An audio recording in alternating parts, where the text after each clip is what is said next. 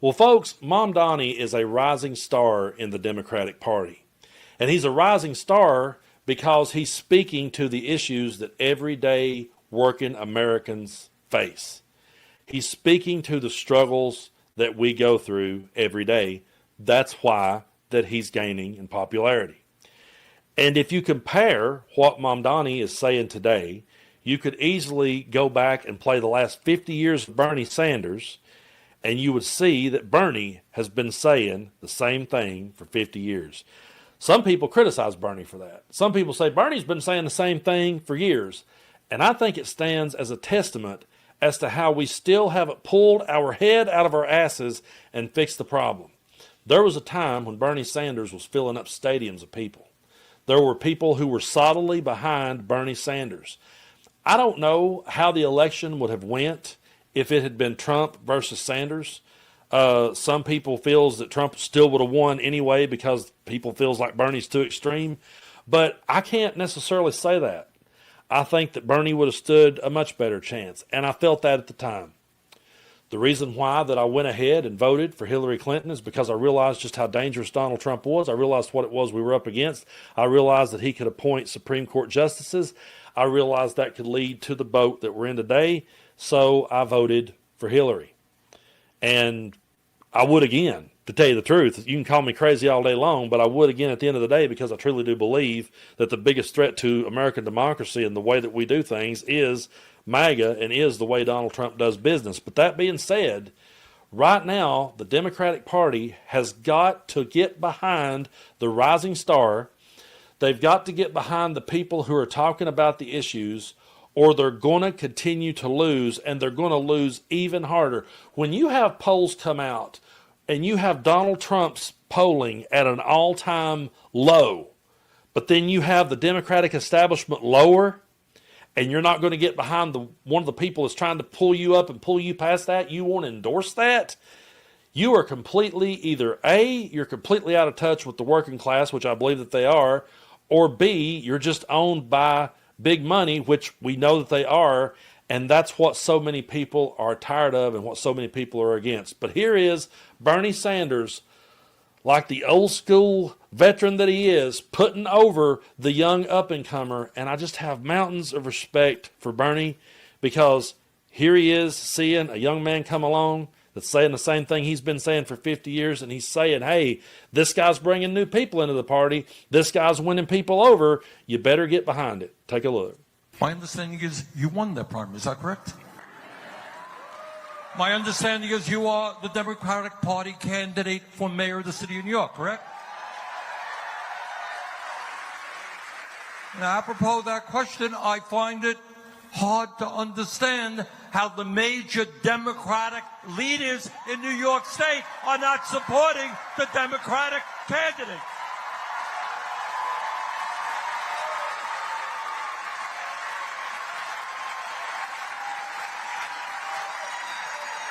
If a candidate starting at 2% in the polls gets 50,000 volunteers, creates enormous excitement, gets young people involved in the political process, gets non-traditional voters to vote, Democratic leaders will be jumping up and down.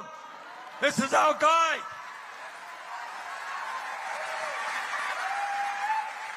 So we got another fight on our hands, and that is the future of the Democratic Party. Did you all see that crowd? Did you see how they leapt to their feet when Bernie said what he said? That's because they're sick and tired of the status quo. No one wants the Democratic establishment again. They want a fresh coat of paint. They want a vision. They want people who speaks to the issues who they're struggling with. You can go out there all day long and you can criticize, if you're Hakeem Jeffries, if you're Chuck Schumer, you can go out there all day long and you can criticize Donald Trump and you can criticize MAGA. And I'm sure that I will agree with most of your criticisms of them.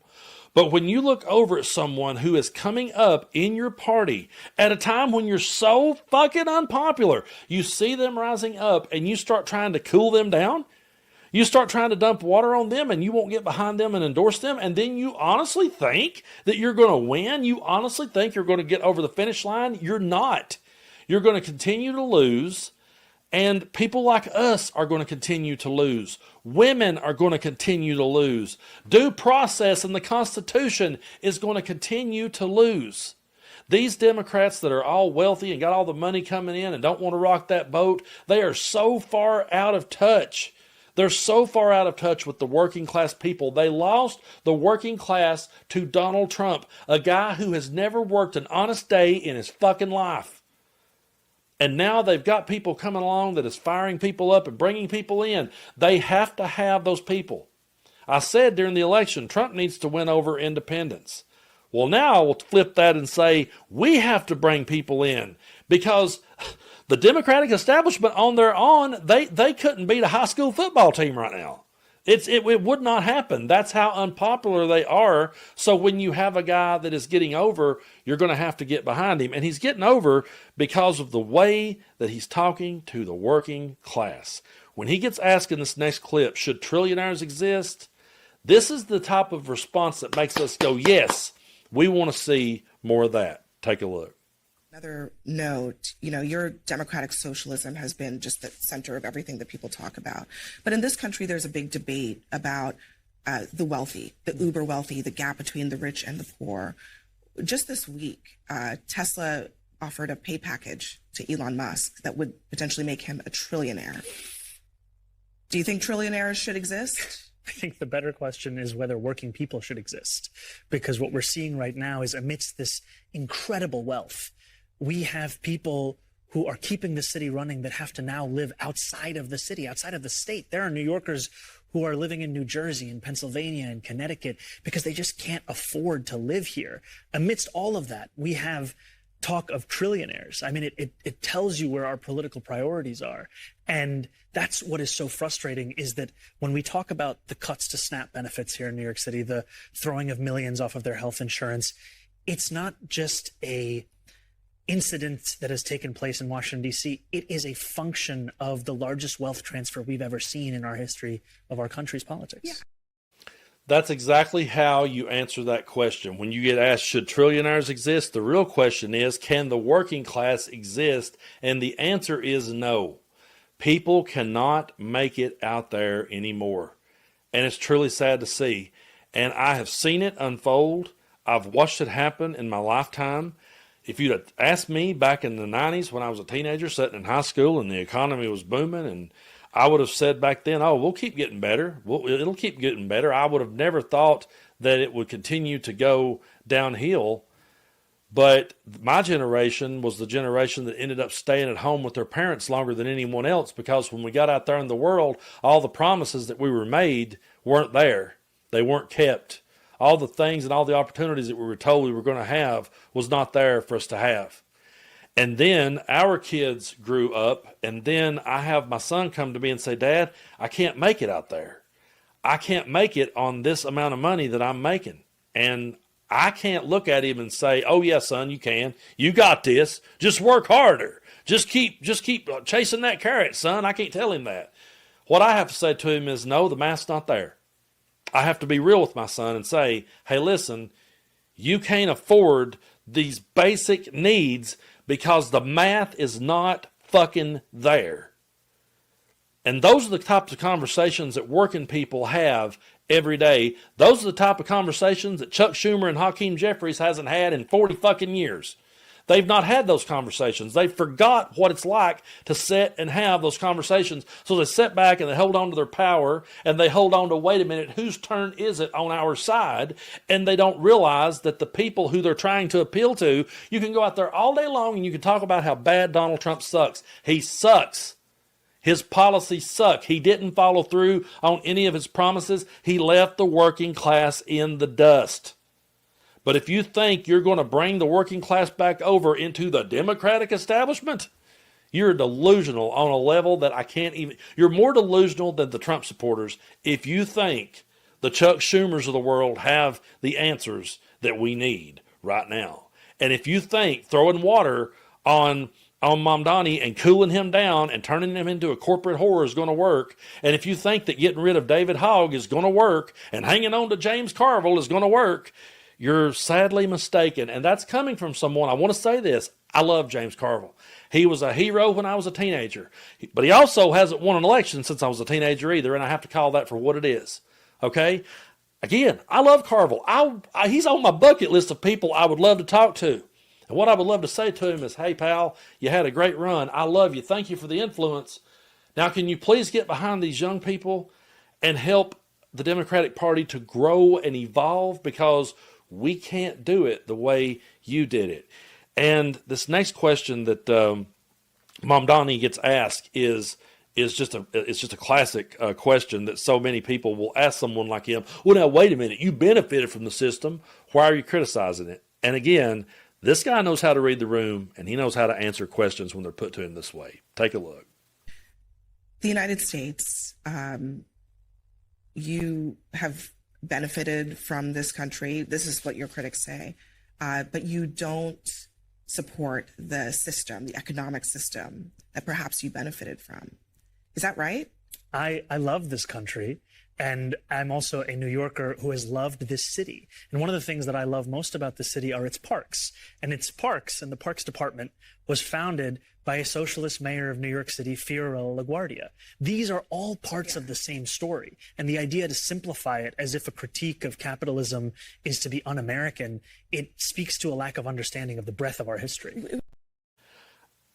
People get asked that question all the time. Well, you benefited from the system, so why are you now criticizing the system? Well, because you can see the flaws in it, and you can see that it's not working for people. And I admire someone who's able to make it and able to get out there and then look around and say, you know what? More people should be able to have the same opportunity that I had. More people should be able to do this, because if they could, the economy would flourish even further. I got told years ago, people used to always say to me, Brando, if you ever come into money, you'll become a Republican real quick.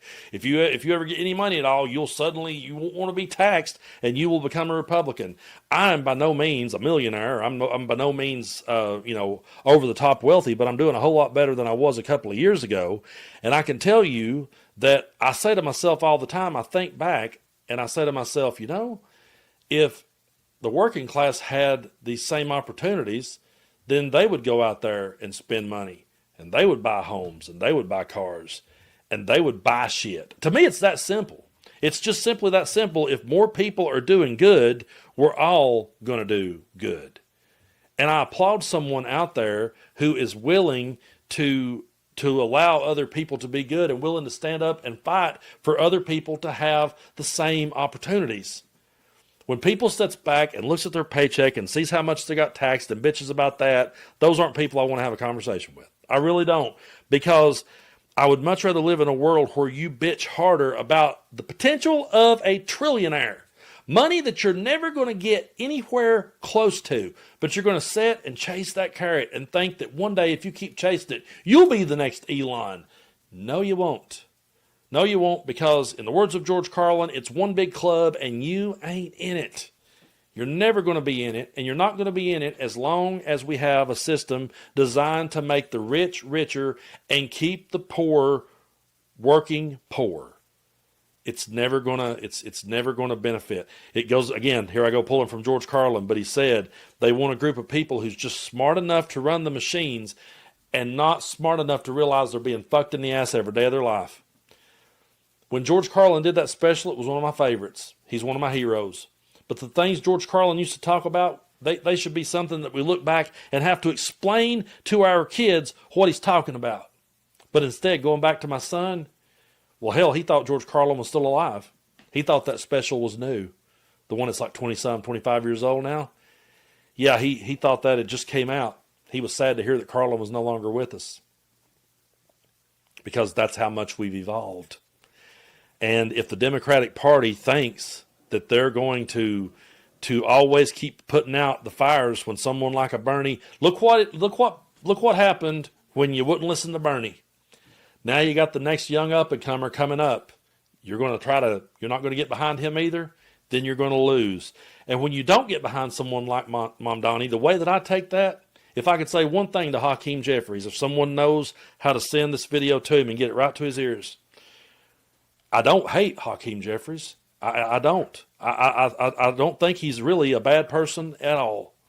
But If you don't get behind the Mamdanis of the world and you don't get behind the people who are coming into your party, what you're saying to me is you don't give a fuck about the working class. That's how we take it. And people will remember that when they go to the polls. And we all will continue to lose. The Chuck Schumers of the world, the Democratic establishment, they'll continue to be wealthy. They'll continue to get tax breaks. But the people down at the bottom, the people that are working to make their lives better, their lives ain't getting better. And that's what this establishment is going to have to wake up and realize. You're going to continue to lose. You're going to continue to lose. We all need to keep reminding them of that and say to them, if you're willing to lose, then what you're saying is you don't give a fuck about working people.